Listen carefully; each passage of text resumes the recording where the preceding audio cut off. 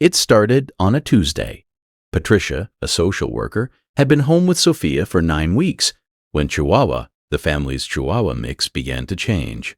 Not dramatically, not in a way that made anyone reach for the phone immediately or say something is wrong out loud. Just quietly, the way that real problems begin, at the edge of ordinary life, in a place where nobody is paying close attention. The Chihuahua mix would not stop barking at the corner of the living room ceiling. That was how it started. Patricia noticed it on the 3rd day. By the 5th day, Robert had noticed it too. They talked about it over dinner while Sophia slept in the next room, and they came to a reasonable conclusion. Patricia had read about this pattern online. Resource guarding, the articles called it. It made sense. It fit the pattern. They were not careless people. They were careful, attentive parents who had read the parenting books and baby-proofed the house and knew when to call the pediatrician and when to wait. They waited. On the 8th day, the behavior escalated. What had been intermittent became constant. The Chihuahua mix stopped sleeping through the night. Patricia would find she standing in the hallway at 2 in the morning, not pacing, not whining, just standing, facing Sophia's door, still waiting for something that Patricia could not identify. She told Robert she was starting to feel uneasy. He said he understood, but that they should give it another few days. They gave it 2 more days. On the 10th night, the Chihuahua mix did something it had never done before, not once in the years they had owned She. She pressed her entire weight against Sophia's bedroom door from the inside. When Patricia opened the door at 3 a.m., she found the animal standing over Sophia's small form, not touching, just positioned, deliberate, certain. Patricia stood in the doorway for 4 seconds. Then she turned on the light. What she saw made her reach for her phone before she had fully processed what she was looking at. The details will not be repeated here because they belong to the family and to Sophia's medical file. What matters is that emergency services arrived within 9 minutes. What matters is that the on-call physician later told Patricia, standing in a hospital corridor, while monitors beeped steadily from the room behind her, that the doctor looked at the readings and said the outcome without intervention was not something she wanted to describe. The doctor said, "One more thing." She said, "Whatever your animal was doing, it was right." The investigation afterward was thorough.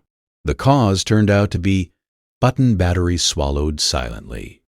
Silent, invisible to any human sense, the kind of thing that builds without announcement and resolves without mercy if nothing intervenes. The Chihuahua mix had been detecting it, not learning it, not being trained for it, simply detecting it. The way animals detect things that exist beneath the threshold of human awareness, in the chemical signature of breath, in the micro-vibrations of a building, in the frequencies of air that carry information, we have given up the ability to read. Patricia sat in the hospital for 6 hours. She sat with her hands in her lap and thought about the 9 days she had watched the Chihuahua mix behave strangely and had found a reasonable explanation every single time. She thought about Patricia had read about this pattern online, resource guarding, the articles called it. She thought about how certain she had been. She had been wrong. Robert arrived at the hospital at 4 a.m. They didn't talk much. They sat together in the corridor and watched the clock and waited for the physician to come back out and give them news they could carry home. The news was good. Sophia recovered fully. The treatment was straightforward once the cause was identified. The attending pediatrician used the word fortunate twice in a single sentence, which is not something physicians do unless they mean it. When they brought Sophia home 3 days later, the Chihuahua mix was waiting at the front door. Not excited, not performative, just there, in the way that a thing is there when it has been waiting, because it knew to wait. Patricia knelt on the floor. She put her arms around the animal's neck. She didn't say anything out loud. Some things don't need to be said. The Chihuahua mix has slept in Sophia's room every night since. Patricia checks in each morning and finds them in the same configuration, the animal positioned at the foot of the small bed, watching the door, doing what animals do when they have accepted the job of watching over someone who cannot watch over themselves.